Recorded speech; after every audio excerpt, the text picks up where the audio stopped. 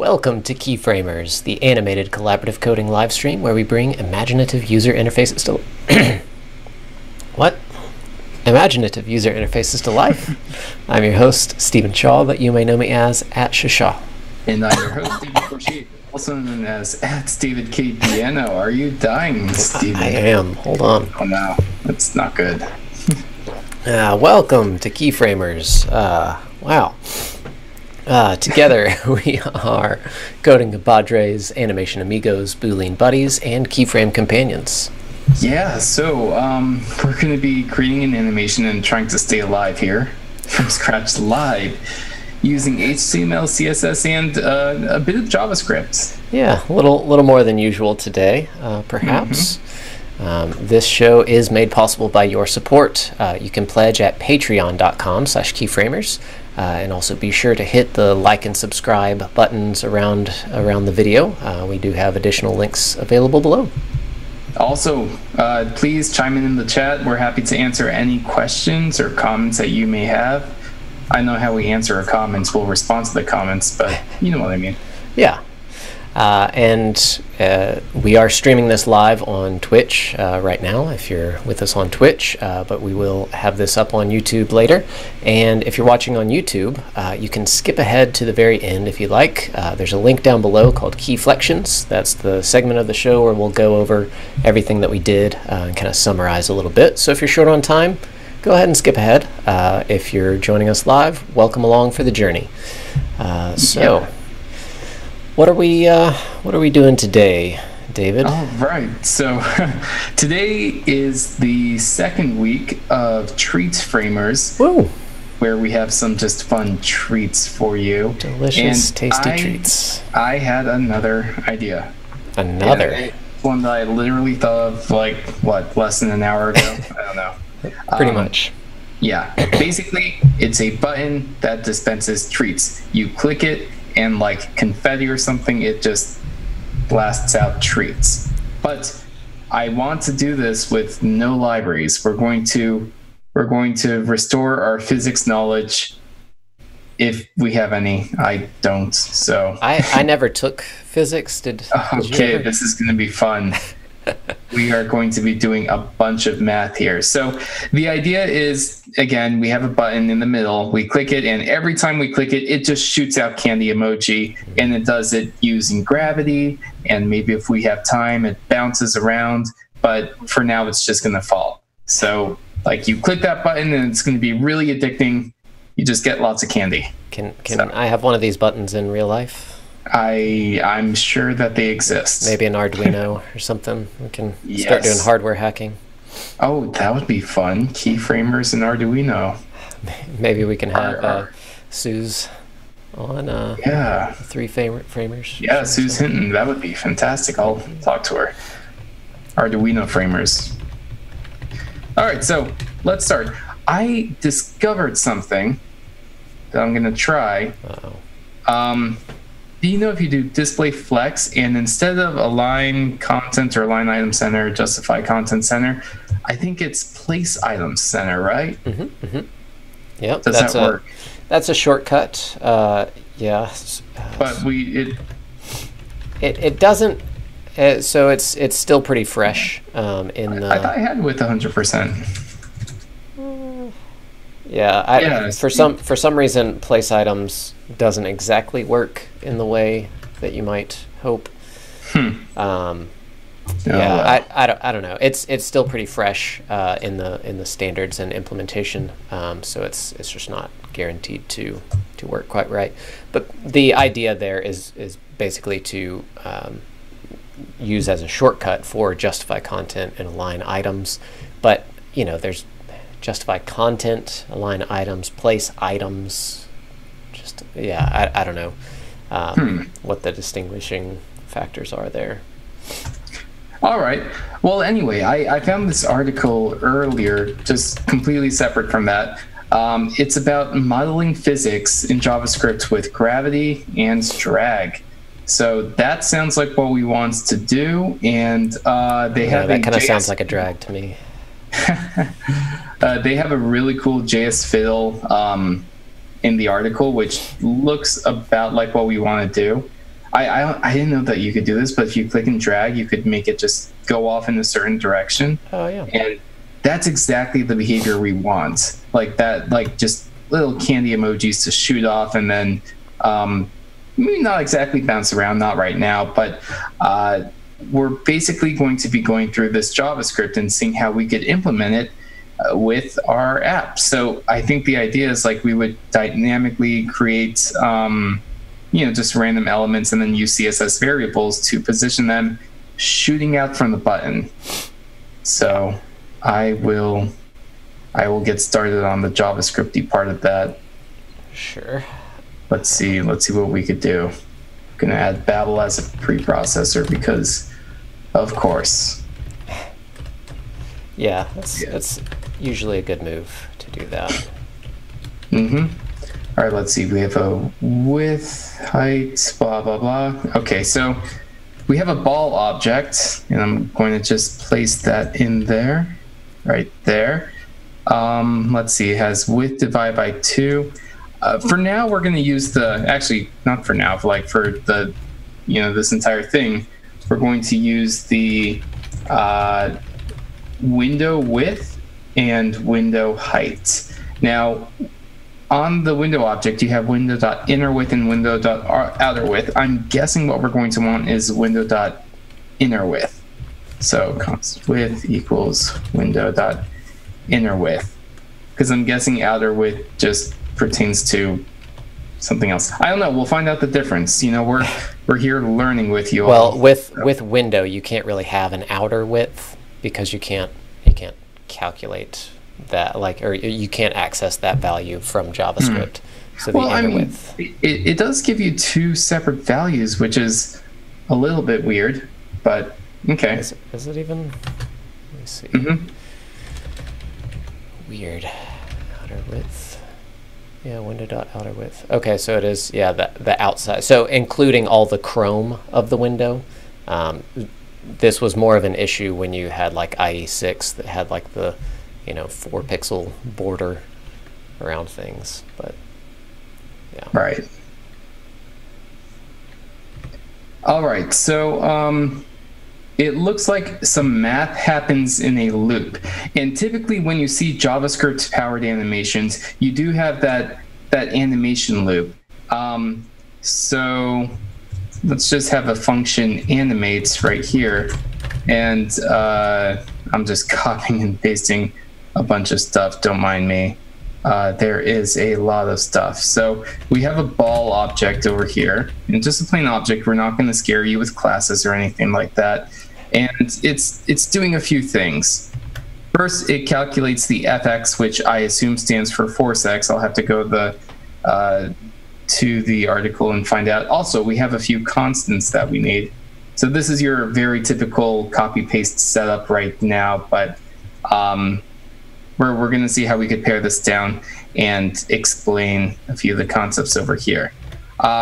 So we have the x force, the y force. Okay, so I'm guessing force is something, mass times acceleration, and yeah, I'm not sure where the mass is coming. Oh yeah, the mass. So our ball is going to weigh 0.1 kilograms. So we have that.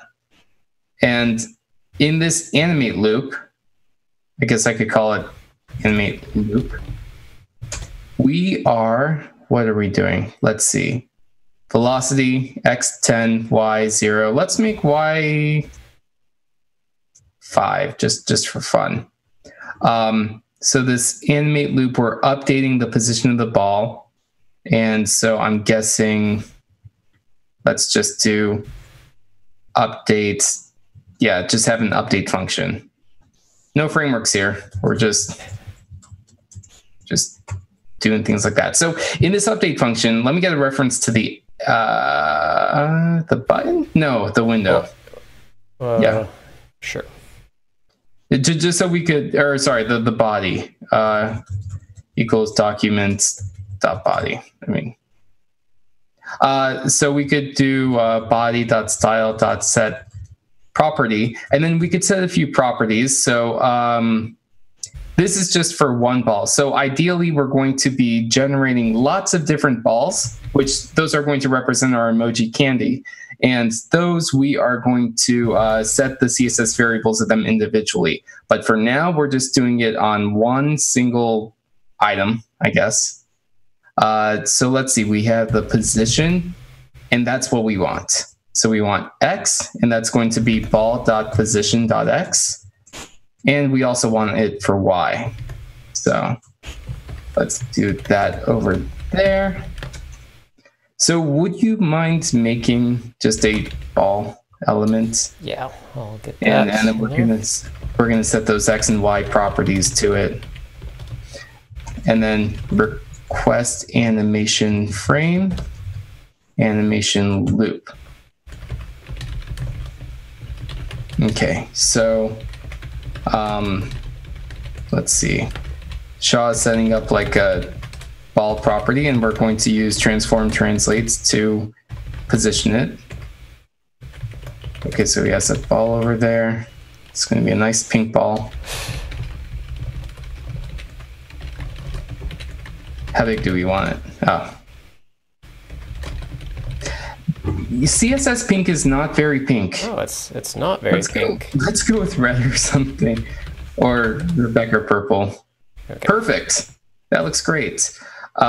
Okay, so now we just have to add those CSS variables in. And right now it's just going to be in the center sort of it, or top center, because Y is 0 and X is width divided by 2, width being the window inner width. Okay, so what are your, okay, so these are just, yeah, so you multiply by 1 pixel. Yep. And then calc var Y. And we need to multiply by 1 pixel because we're sending in a unitless value. Exactly, and those unitless values are really helpful. Don't coerce them to pixels just yet, just because, just in your own projects, because it's going to be a lot less flexible. All right, so now if I'm going to not do the loop, I'm just going to call this animate loop. There's probably a better name for that. But when I call that function, it should put it in the center. Why is it not in the center? Because, well, that's a good question. Animate loop. I probably have some.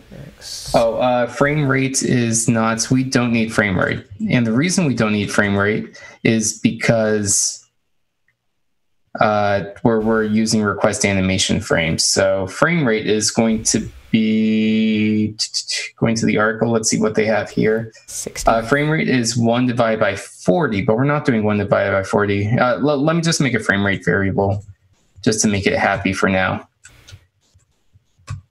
So it's 1 over 60. Rather, I should not. Wow. Yeah. Oh, wow. That, okay. Much better. It's kind of centered. Yeah. So the, I mean, it's not centered, but it's close enough. Okay, so let's see what happens if I turn this on. Now, keep in mind, what I have here is from the article. We're going to explain it, but I'm in the same position as you. I have no idea what this does, but it should be pretty straightforward. All right, ready? 3, 2, 1. Nothing. Wow. Getting any errors? Let's see. Animation loop is not defined. Oh, okay. Hey. That just flew off. Stop it. Make it stop. Okay. Where did it go? Let's change the velocity because it is hyperactive right now. Well, so you're doing the velocity X, which is why it was going off to the side as well. Right. So if we took that off, let's see, FX. So yeah. Oh, hey, there we go. You see it fall? Mm-hmm. Okay, so we have a good starting point, and I also have an X. Cool. That's awesome. So if I set the Y velocity to like 3, yeah, let's see what happens there. You know what? Let's make the treats. So we don't want this animate loop to run until we actually click that button. So you have a reference to the button over here. I was starting one, yeah. Okay, go for it. Good old friend document.query selector. Alka in the chat says that they never use outer width. That's a good point. I guess inner width is just a safe option right over there. I agree.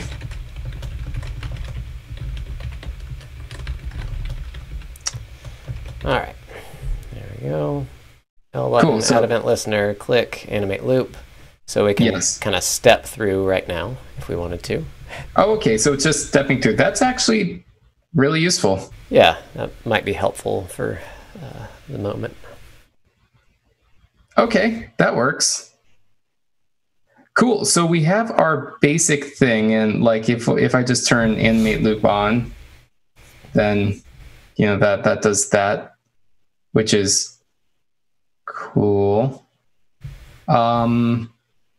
Actually, let's do this. Const initial ball. Well,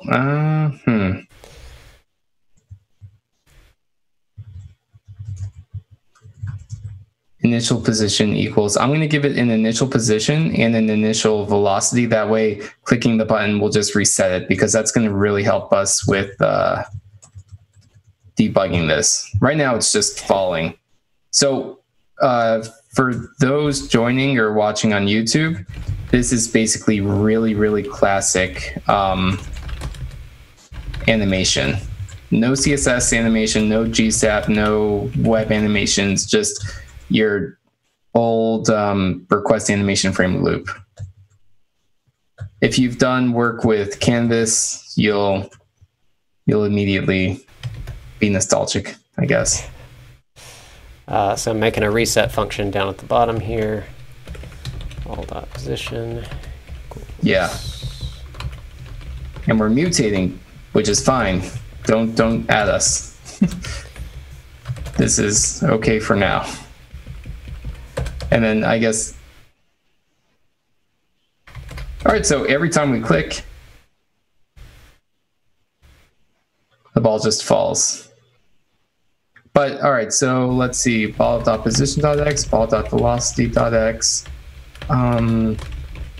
What else is it updating? Because I feel like it's, oh,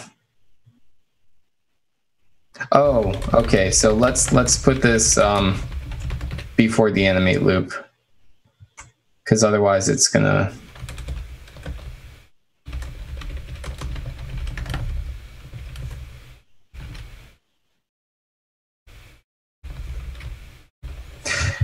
so the idea is we are going to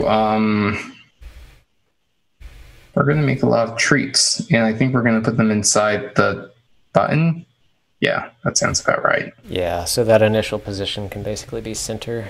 Yeah, it could be even 0, 0 to keep things simple. And whoa, did you up the speed? I did not. I think that's what happens when you click multiple times. Oh, because it's continuing to increase the velocity? What?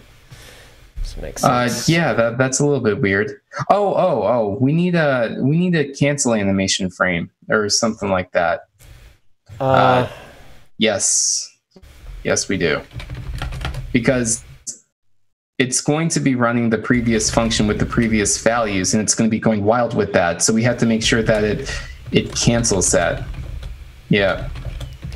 Yeah. All right. So now we just have a global reference to the frame.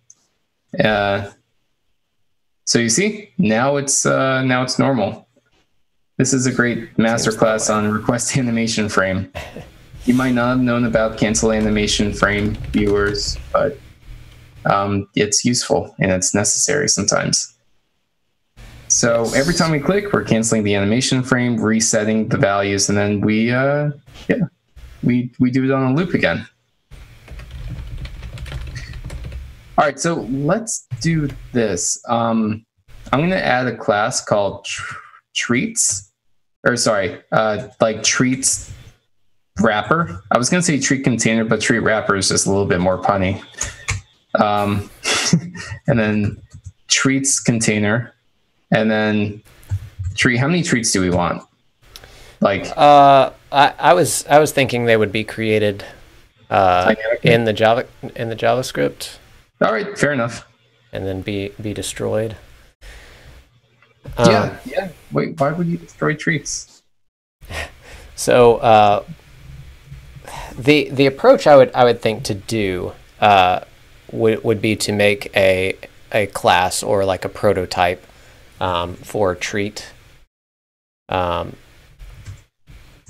that's probably not your methodology, is it? It's close enough.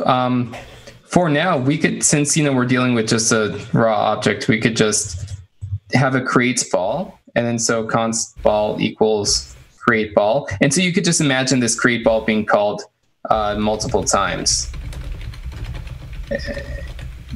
Yeah, so we could like create an element and then yep, and then we would apply it to there. Yeah. But these balls now are going to live inside of this treat wrapper. Yeah, so let's create treat ball equals treat. L. Okay, and then so treats equals. So I've got a treats array. So the basic workflow, I'm thinking, you click the button, several treats are created and added to this treats array, which then loops through, is looped through in the animation frame loop to update each of those, and then it goes whenever it reaches the bounds, that treat is removed from the array. Right? Okay. Yeah, sure. And that logic is optional. I mean, if we want them to just have infinite treats, that exists. But all right, yeah, we could delete them after a while. Well, once it goes out of bounds, there's no point in rendering or messing with the logic for it, right? That's true. Hey, thanks for subscribing, Nexi. Nexi subscribed with Twitch Prime, which if you have Amazon Prime, you can do right now. There's little subscribe buttons around the video here. Click that and select Twitch Prime. That helps us out, and we greatly appreciate it, Nexi. All right, yeah, so an update function. So that's basically... That could go right in there. Right, but this would be... And then we could do this .l.style.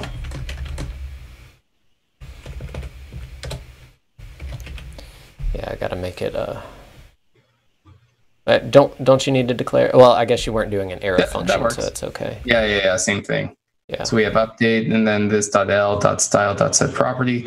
Cool. So we are targeting whatever we just created, but we do have to append that to the button, right? Or append child or something like that. L button dot. Well, we would want the treats container. Oh, right. I mean, probably just treat so wrapper. We could const L wrapper equals document.query, and we can just append it there. It'll be fine if it's a little flatter. Child treat.l. Yep. So let me update. All right, cool. So now this update function is really going to be looping through all of those treats. Oh yeah, we have to, whenever we create a treat, we have to push it to treats, right? Yeah. So, all right, whenever you click the button, we, thinking. Oh, okay. So I'm going to rename this animate loop. I'm just going to call it animates treats, and then you pass it in a treat. So instead of referring to this ball, we're going to refer to whatever treats that we give it. Yes. Treat. I mean, and this could really be a method on the treat itself. It could. Yeah. So we could definitely refactor it to do that. But for now, let's try this. We have animate treat. So let's just create a single treat. And so reset. That's okay. Reset. Okay, cool. So we cancel the animation frame and we're going to add a treat. So I'm going to get rid of this, put it here, const treat equals creates treat, and we're going to animates treats treat. And then on our request animation frame, we're just going to continue to animate that treat. So that's not going to work. We'd have to do animate treat dot bind null treat. Weird. Yeah, because animate treat needs that parameter to come in of the treat that you want to animate. So in theory, that will work. I got treat, background Rebecca purple. Nothing seems to be happening. Yeah, because we need to update the ball logic here. Treat velocity, treat velocity, treat velocity, treat.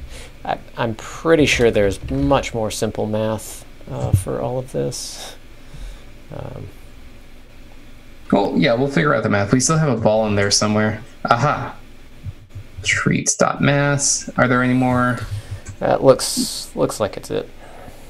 Cool. All right, so now you see when we click, we have multiple balls, or treats. Well, right now they're just balls. So that's cool, but they're all going in the same direction, which is a problem. Thankfully, we could randomize when we create treat. Oh, there's so that like initial velocity. Yeah, one thing I'm going to change. Well, let's see. No, I guess that's fine. All right. Do you have a function off the top of your head where it picks a random value between two things? Because I know that there's a simple equation to do it, but I just can't think of it. So kind of a in between two values. Yeah. What is it? I probably have it saved. MDN. MDN has it. So between two values. So get random arbitrary. That's what they call that function. So it's cool. We have math.random, which returns a number between 0 and 1, multiplies it to the difference between the maximum and minimum, and adds it to that minimum, which makes sense. So if you're -5 and 5, that max minus min is 10. So you're choosing a number between 1 and 10, or 0 and 10 really, to add to -5, which means you end up getting a number between -5 and 5. So that works. And we could say like const vx equals get random arbitrary between like -5 and 5. And then vy will do the same thing. So for velocity, x is going to be vx, y is going to be vy. So now when we click, oh, that's fun. Oh yeah, it cancels the other frame anytime you click it. So yeah, what we can do here is remove that and remove the cancel, and that should help. And then oh my gosh, this is fun. And basically those are being killed right now because I have if treat position y is greater than window.inner height, it returns instead of requesting the next animation frame, so it basically finishes. Now we are calling request animation frame a lot. We're stacking all of those calls, which is not super efficient. Okay. That's why I was thinking the just a a continual animation loop of request animation frame, and as long as there are treats in the treat array, it will animate them. All right, go for it. I didn't say I wanted to do that. I just yeah, said you did. That's... All right, so going back to function, animate, animation loop. In the meanwhile, I'm going to find some fun treat emojis. Treat emojis, I call them. So we do for... Yeah, listen. Are apples treats? No, they are not. Well, I mean, they are. I would prefer apples to candy, but maybe that's because I'm getting old. What about candy-coated apples? Okay, that's a treat. That's good. I could do that. Okay. Especially like dark chocolate candy-coated apples. Oh, that sounds amazing. Let's see. We have some wrapped candy, chocolate, lollipop, flan. Flan's a treat. Sure. Let's see. So I'm moving the animation, the animate logic back up to treat. Add it. And so what will happen here? FX. Oh, donuts. Donuts are a treat. This. Let's have those donuts. Do that. False. So what'll happen here? Yeah. So in theory, we'll do treats.push animate a new treat, and then go ahead and call animation loop, and that should start looping. And yeah, whenever we add a new ball to it, they just are continuing to animate because I kind of removed that logic, but I have it returning false. So what we can do is, let's see, do if treats.animate, do that, and then we can do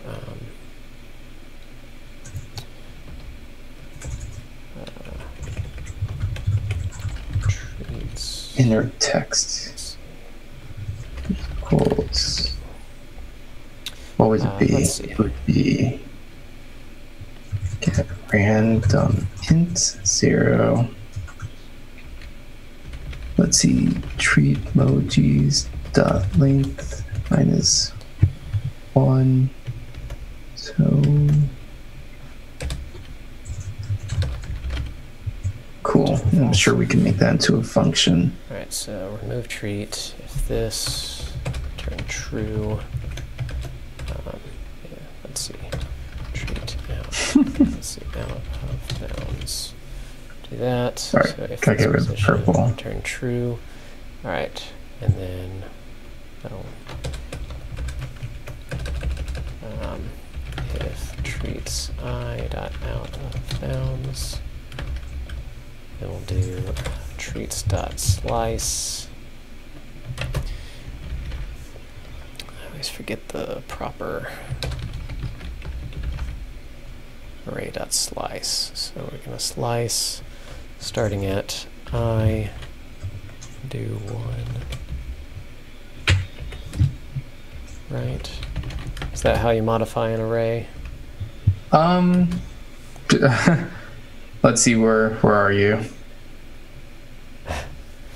Right, so yeah. Whoa. Let's see, Treat out of so bounds. yeah, the problem is we're doing it in a for loop.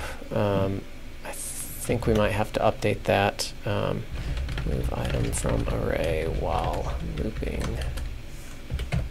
JavaScript. Getting assignments to a constant variable. What are you doing? Treats equals, oh yeah. Oh, right.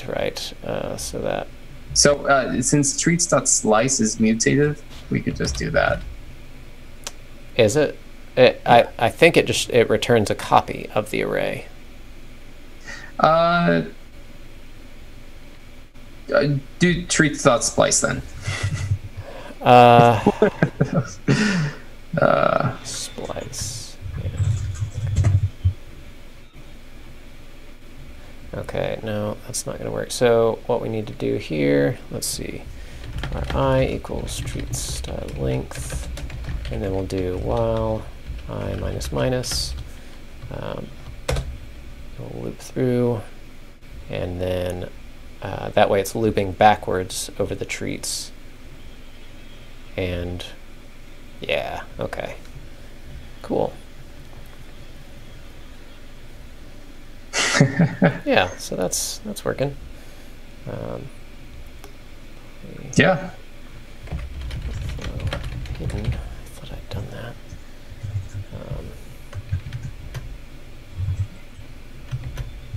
Get out there. Street. Nice. One thing we probably want to do with the random velocity is doing more of a positive y value, so they'll shoot up before coming down a little bit more. Something's wrong. Sorry. Vy. Oh no, we want to do. Well, I sort of like them like shooting up. Is right. That's what I meant. Okay. Yeah. Right. So. Yeah. Now they're shooting up. That's fun. Yeah. Mm-hmm. Okay.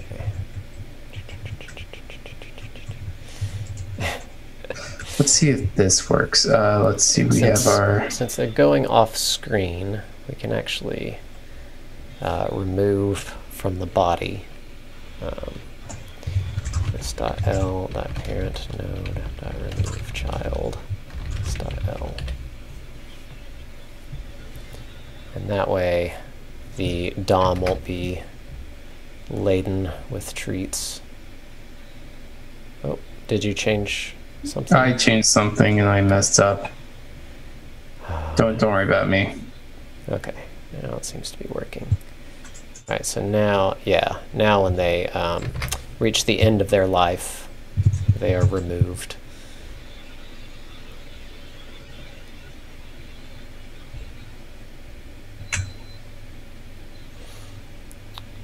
Yeah, I'm sure there's a much cleaner way to approach all of this, but of course, yeah. So right now we're dispensing one treat at a time. Is there a way to? All right. So when you click the button, what happens? Treat equals creates treat. Yeah. How so about just for const I? No, it'll be I equals 0.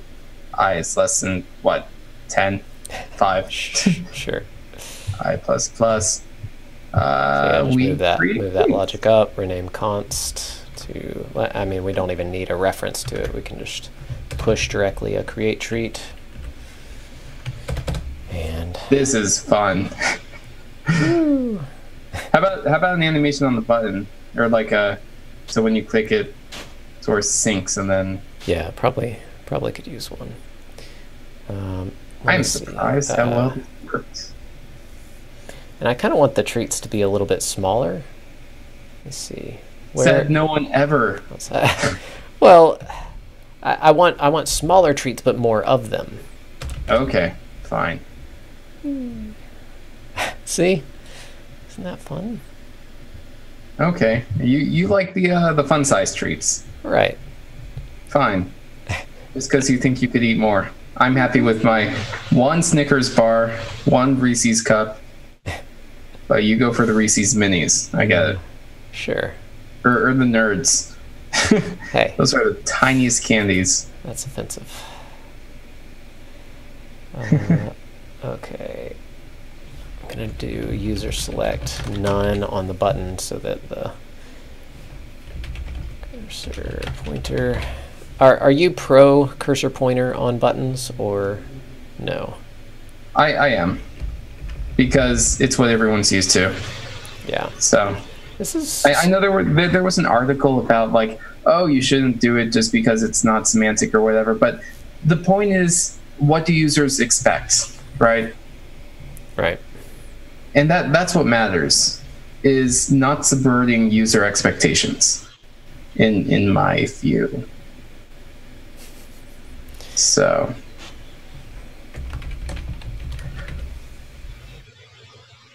there's this cool thing called restitution. And actually we should for height, yeah, let's do inner height divided by 2. Now, the original article had some restitution, which means, I guess restitution is like what happens when the ball bounces off of something. Let me just look it up too.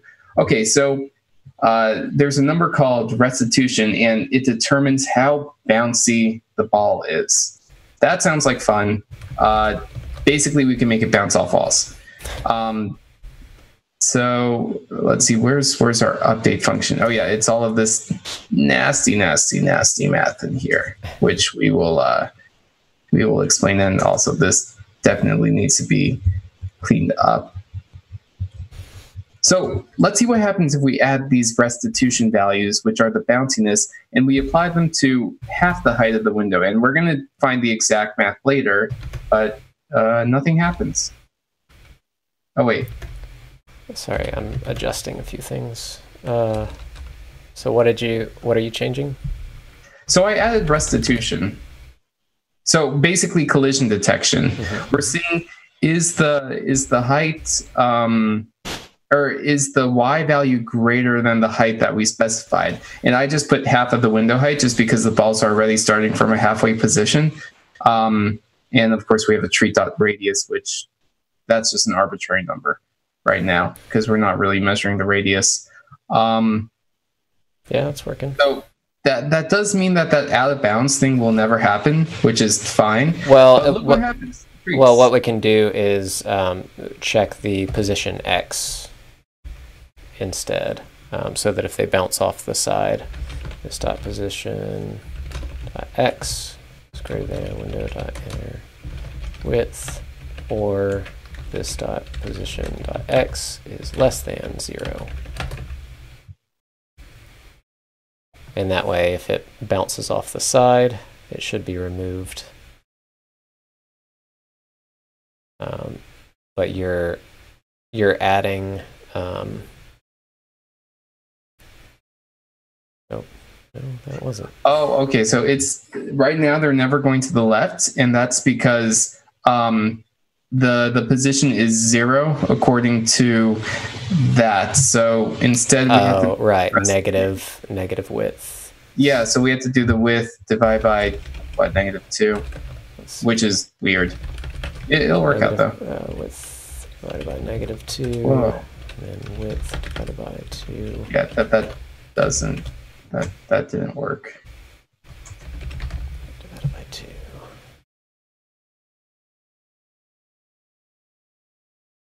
Okay, never mind. Let's make this more accurate.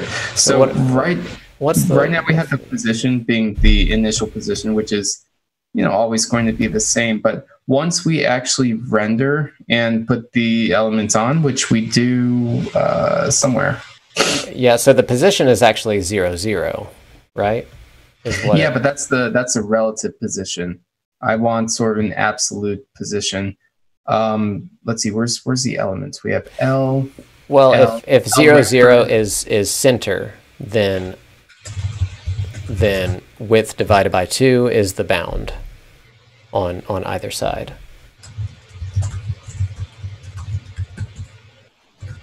Let's try that. We have a JavaScript error though. Oh, yeah, that's my bad.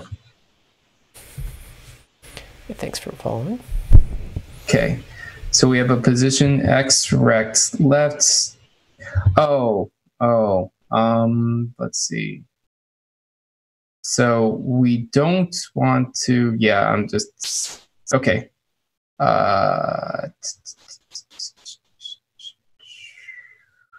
No, we don't want that.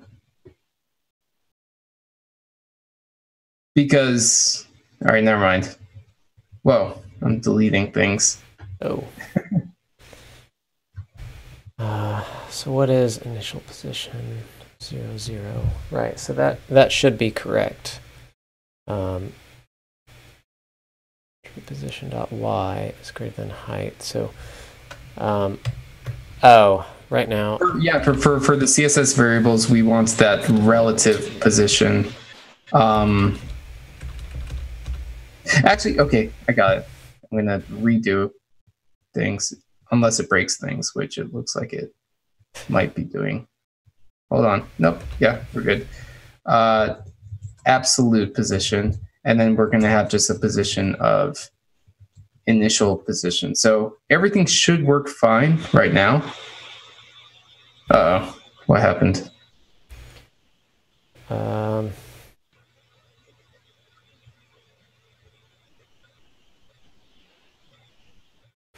Let me remove my out of bounds code, make sure that that's not. Yeah. Okay. Hey, it's bouncing. All right, cool. Now, the weird thing is that it's bouncing between the center and the right, which is... Well, yeah, so this needs to be treat radius minus width. So that's why I have the absolute position in some sort of array over here. And so this is just like the initial position. So if we do position over here, and then when we're updating the CSS variables, I'm going to have relx equals this dot, what is it? Yeah, this dot position minus this dot absolute position. And oh wait, dot x. Trust me, I think the math is right. It's hard for me. We're diving in too deep. David, pull up. Hold on. Watch. All right, we could easily undo if this doesn't work. Okay. Awesome. Now they all go to the left, which is great. We have inner width divided by 2. Let's get rid of that. And inner height divided by 2. Let's get rid of that. Boom, sort of.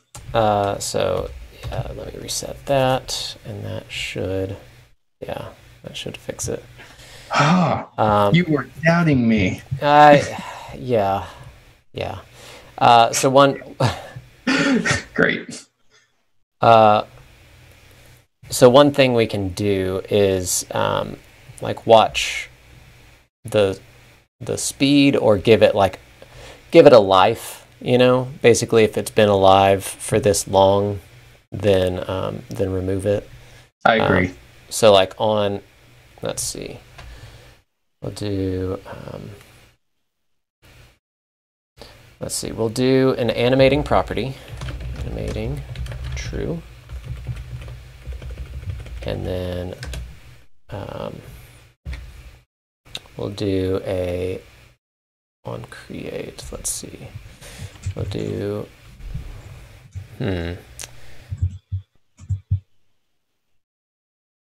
How would you go about that? I was thinking doing like a set timeout on. A set timeout on the creation.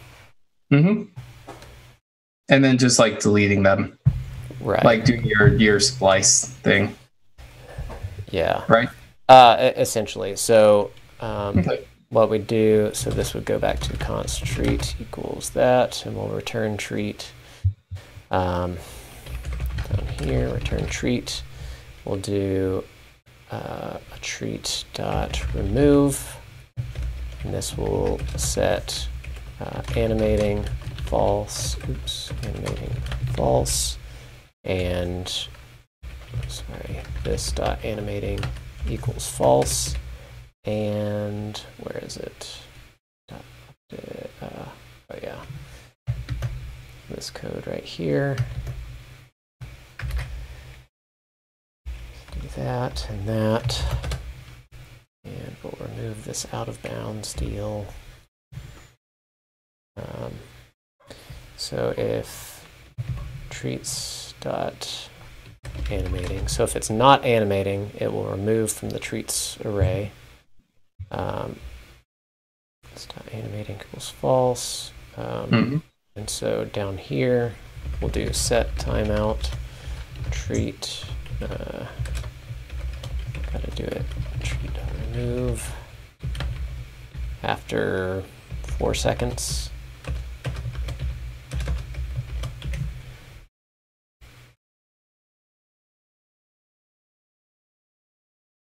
One, two, Yep. 3, 4. Yeah, it's 5. working. And let's see. I mean, we can, let's see, we can do an animation on the treat so that it fades out by 4 seconds. All right, how? Oh, yeah, okay, so like just with an animation delay and all that. Yeah, treat exit, 0.3 seconds, linear, forwards, 4 seconds, let's see, 3.7 seconds forwards, and we can improve this in a minute. Treat enter, you've got that. This needs to be backwards. And then treat exit. We'll do 2. Treat exit. All right. In theory, this will work. Yeah. Nice. And we can also randomize this a little bit. So let's do treat.lifetime, and this will do that. What is that? Get random arbitrary.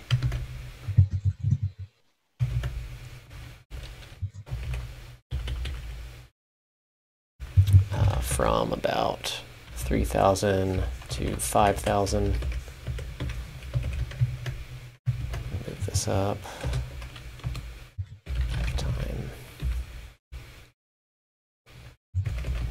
Lifetime. Lifetime equals, and then I'm going to set this as a CSS variable on there. So l.style.set property, spell that right, lifetime, and then pass in that value. All right, and then down here in the set timeout, do lifetime, and then so this will become calc lifetime, var lifetime.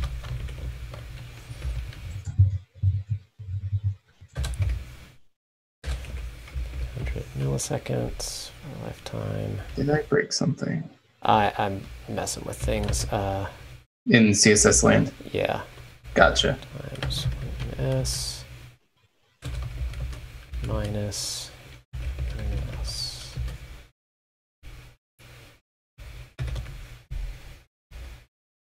So that's going to be the animation delay there. And this will give a little bit more randomness to the fade out so that they're not all fading out at the same time, in theory. Okay. Let me, hey, no, I'm not talking to you, Siri. Wait. Are you still refreshing? Are still changing things? Yeah, okay. Sorry. Let me know when you're settled so I can test this. Okay. 1 minute transform scale 1. Sing. Oh my god. Whoa. What are you doing? Button active.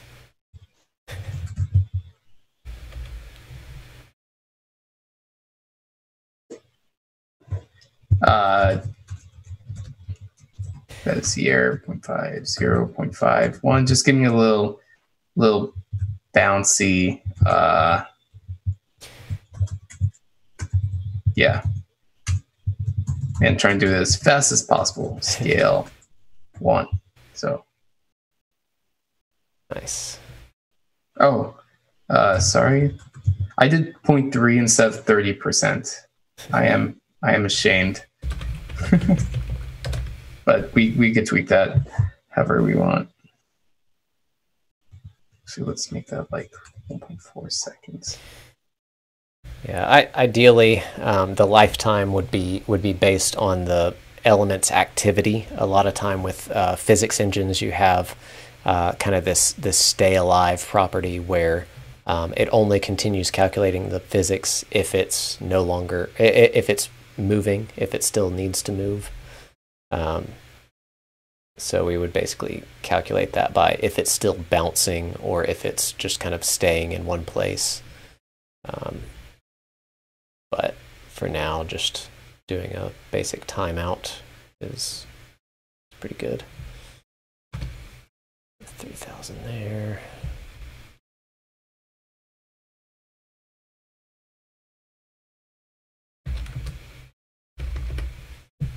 Yep.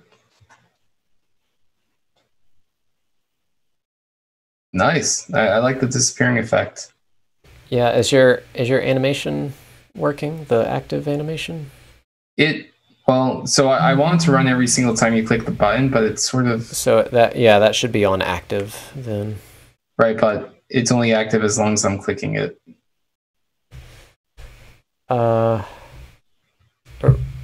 Right. You want to trigger that on active. Yeah, that's what you want. And you could honestly do that with transition, other than like the bounce back up. Yeah, let's do that. Transition. Yeah. Okay. So that'll simplify this a bit. We'll do this. We'll do transition, transform. We'll do like so like on active and then right. So on active, not active focus, right? No, just on active. Active is only when like you're holding down on it. Ah, okay. Focus is the actual focus, browser focus is on it. So active should only be when the and we can speed that up a little too.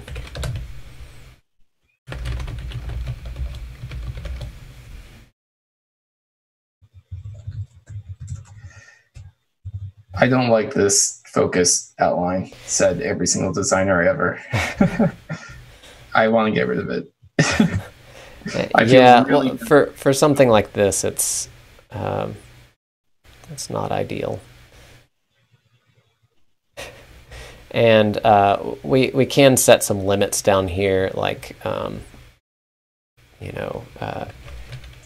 if treats.length is greater than 40, then don't do anything.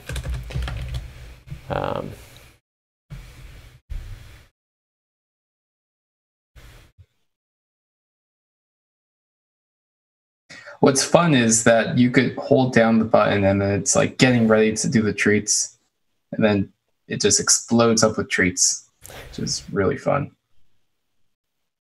Let's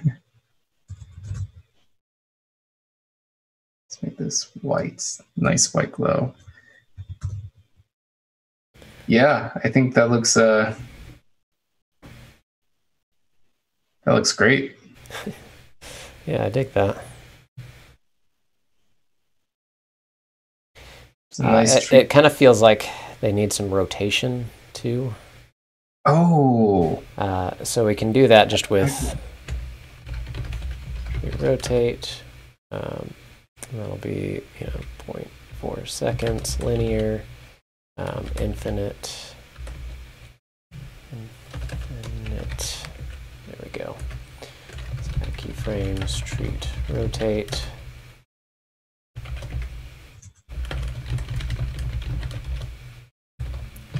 Oh, but I've got to do the transform in there. Do that, and then rotate one turn.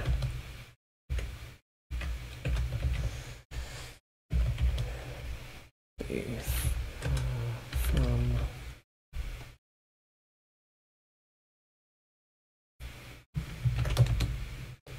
But we have transition on that button. So transition transform. Okay. That's fine. Stupid question. Buttons can have pseudo elements, right? Not necessarily.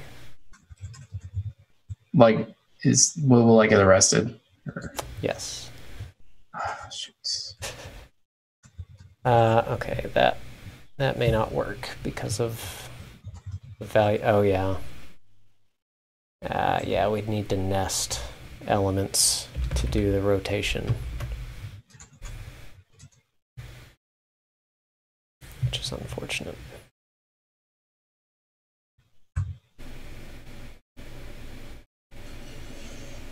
I think you're right. I think buttons cannot have pseudo. Wait, no, they totally can.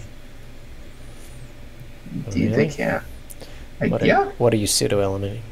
So, just the shadow Fox. that I had in the back, but the shadow's not really showing up. So, not sure what's happening there. I was hoping to performancely animate that. Oh wait. Do I display block? No.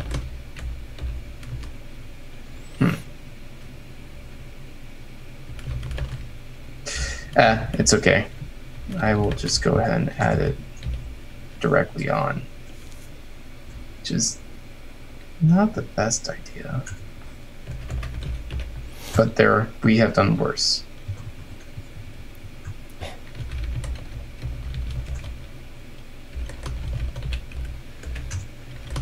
I'll show you what I'm doing. Hover. We're just making the box shell a little bit more prominent.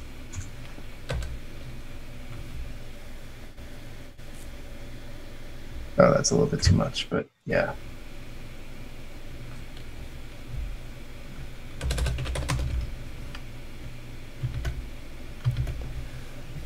Okay.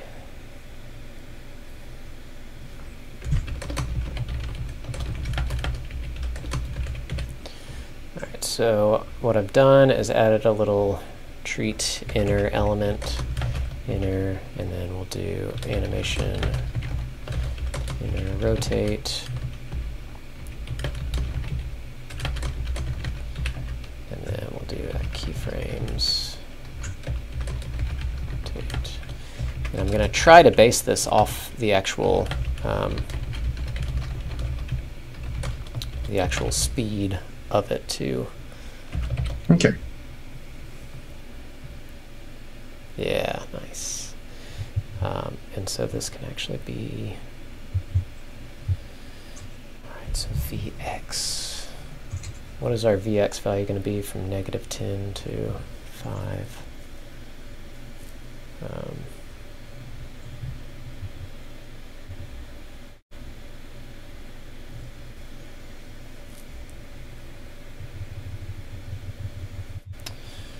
Let's do direction Vx, because that's going to be Vx, and then 0. That is crazy. Those rotating treats. Nice touch. Yeah. Am I missing any treat emojis? Treat emojis. I don't know. Sound off in the chat if you've got some other treats you want to see there. 1 turn times 4. Hazelnuts are a nice treat. Gotta add something healthy in there, you know? Do we? Are you not a fan of hazelnuts? Sure, they're fine.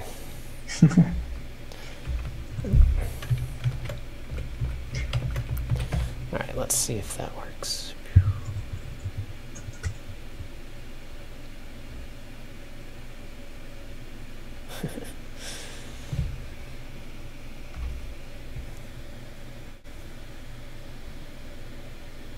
Well, what'd you do there?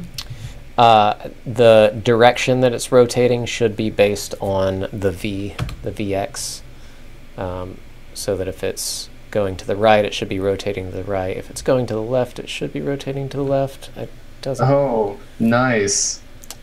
I can't tell if that's actually working or not. Our direction. Yeah, it's not currently working. So direction Vx is greater than 1, negative 1 times our direction. It's going pretty good. I think we're close to yeah, I need to bring it to I just typed the JavaScript, so you might see a bunch of things change there. Cool. Style.set property direction Vx is greater than 0. Is 1 or negative 1.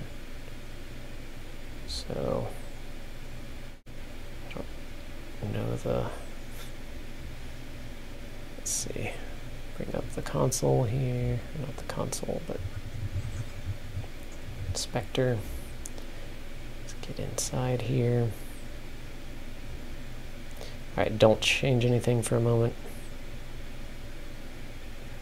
I'm just clicking the button, so. Okay. Term as far direction. That should be working. Any idea why that's not working?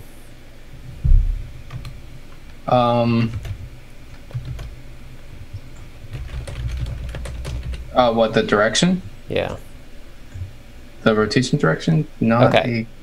Got it. You got it. Yeah. Sure. Seems to be. It's kind of hard to tell.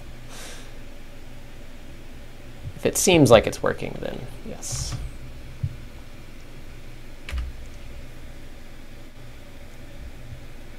Yeah, now that's working. Nice. Okay.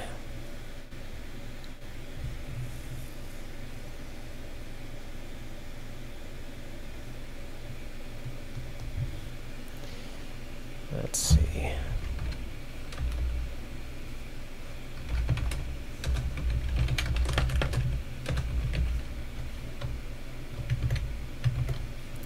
I can update that and move this down to here. Also, if you're joining us, if you check out the tutorial in the chat, it's actually a really, really great tutorial. Like, it explains all the concepts for you, from the physics to the aerodynamic drag to the gravity constants to the calculus. Little bit of calculus involved, but you know, it works. There's a much easier way, I'm sure, to approach all of this.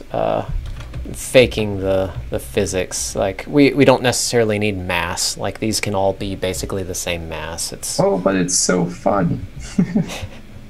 Is it? Yeah, no.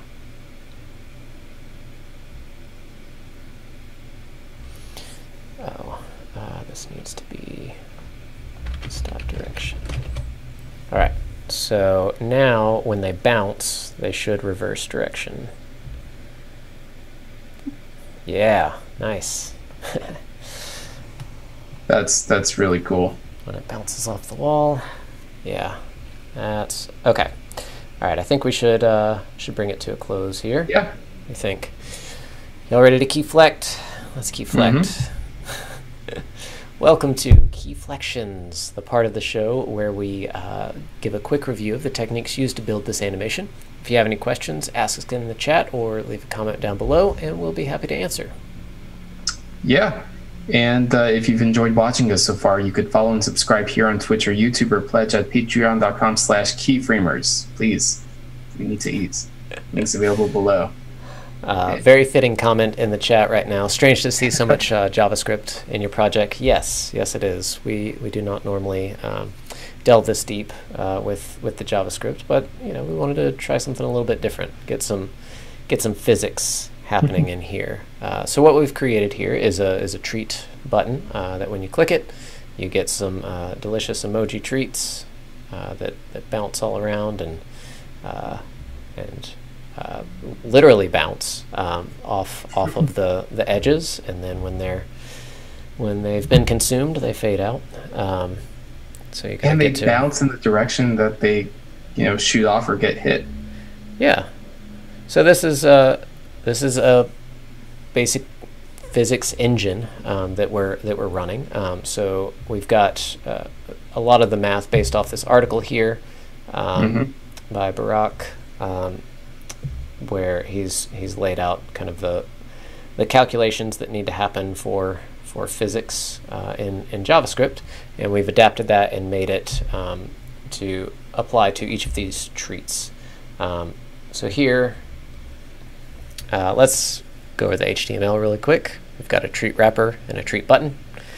The treat button is what we're clicking here, and then that generates all the treats.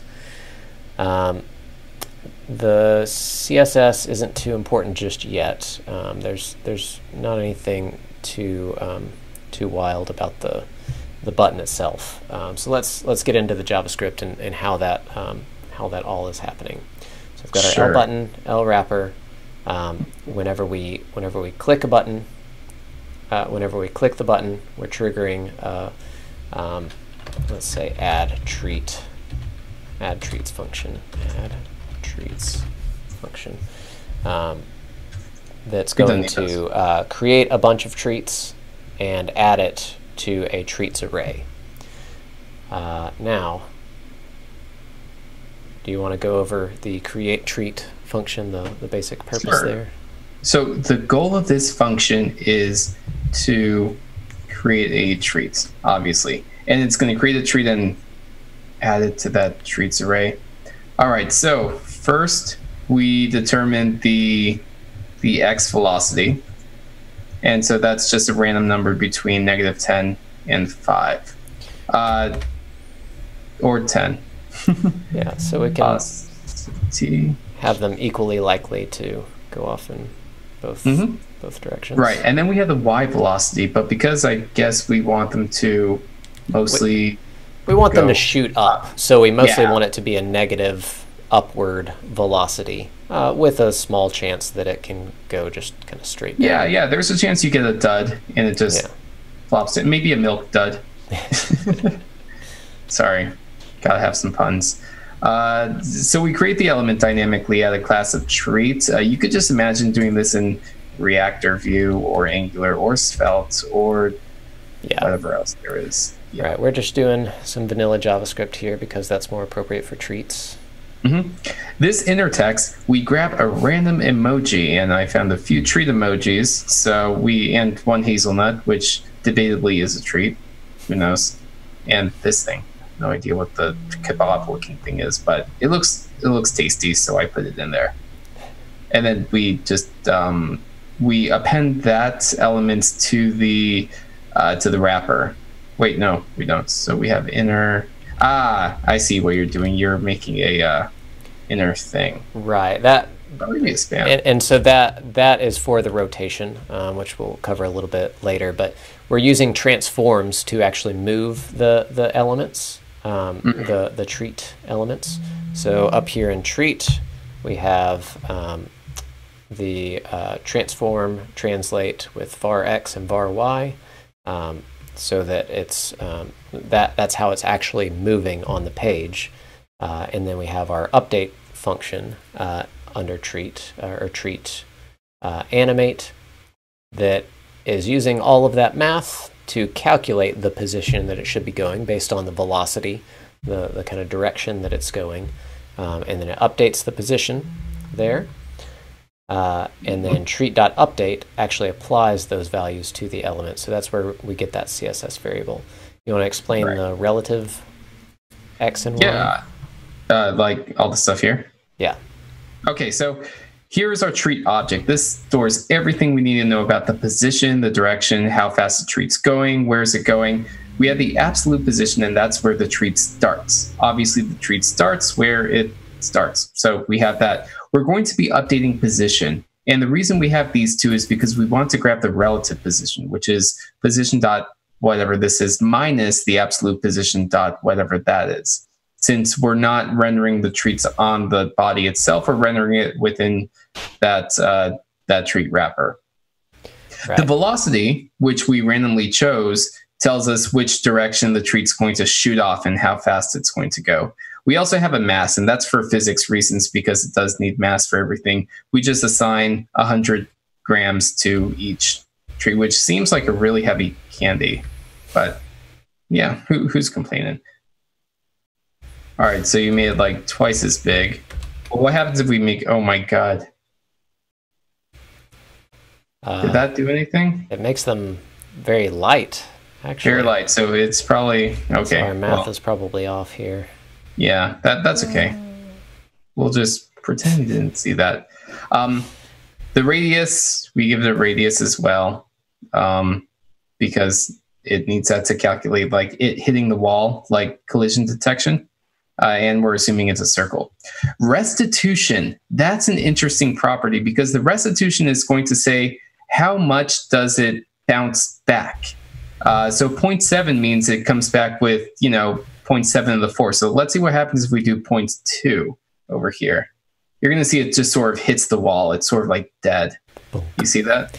So that's the bounciness. Yeah, the bounciness. Now, if we have something like -1.5, you're going to see it gets bouncier and bouncier.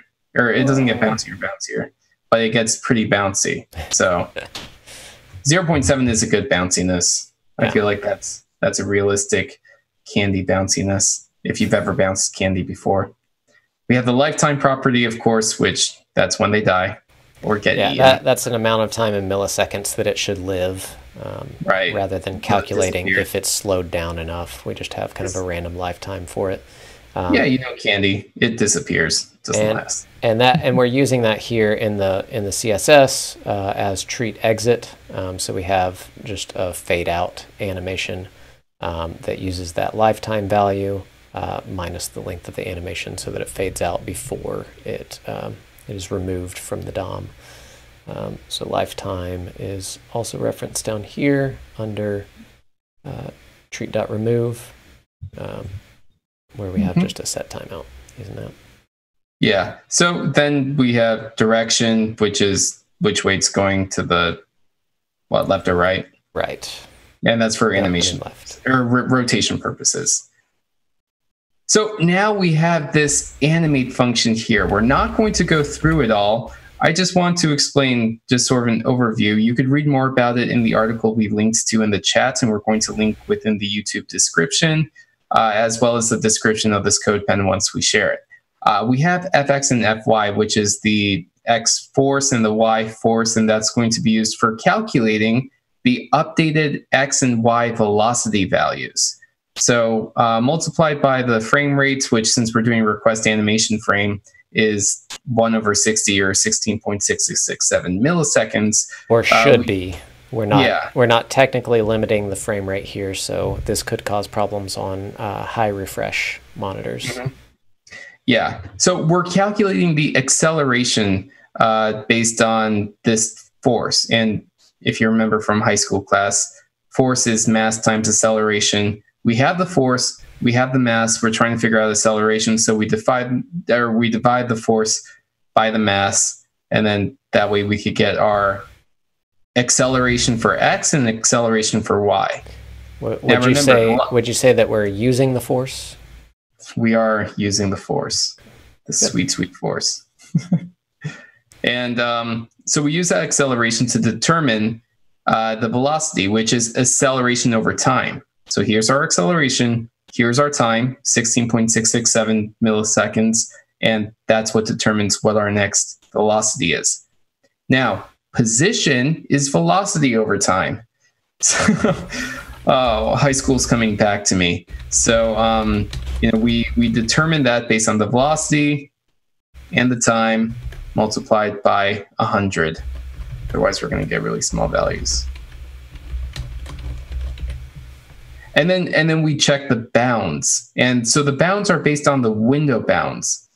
We have an empty box in there. Did you add an unknown emoji? You did. An unknown emoji? Yeah, I got a box. Huh. Well, anyway. So when we're checking the bounds, we're checking that it doesn't exceed the boundaries of the window, both the left, right, top, or bottom. And if it does, it's going to change direction. And you see that over here. So treat.direction -1 or treat.direction 1. Now And we that's just for the CSS rotation. Mm-hmm. Yeah, we multiply by the restitution because remember, we're using that value to say, here's how much you should bounce back, like from the wall. And because that restitution is less than 1, it's continually losing that velocity and bouncing less and less. Right. Yeah, there's some physics law in there for that. Yeah. And then all update does is assign those values, those relative x and relative y values, which are the ones we need, to the elements, and then it's a treat time. Yes, that was a lot. Yeah, and so basically we have an animation loop, a request animation frame loop, that's looping through all of these treats that have been created and triggering that animate function to do all the math calculations and apply the CSS variables, and then if the treat is done animating, it removes that from the treats array so that it isn't continually calculated even after it's removed from the DOM.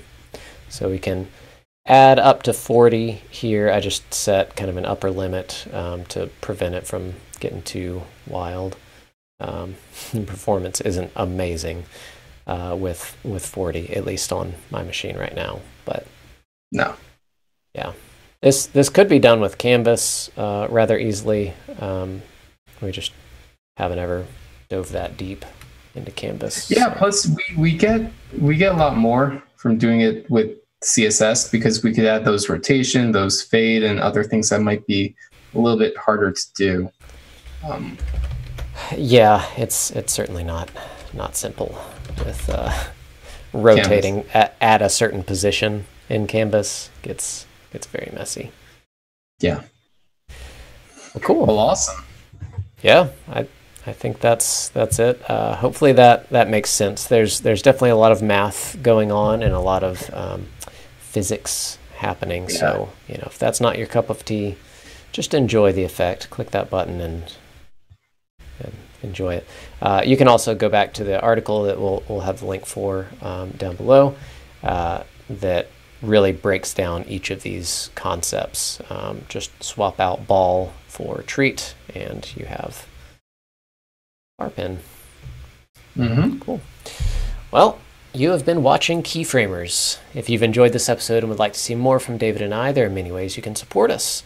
First being pledging at patreon.com/keyframers to support us on a monthly basis. That is huge, and we greatly appreciate all the Animigos over there at Patreon.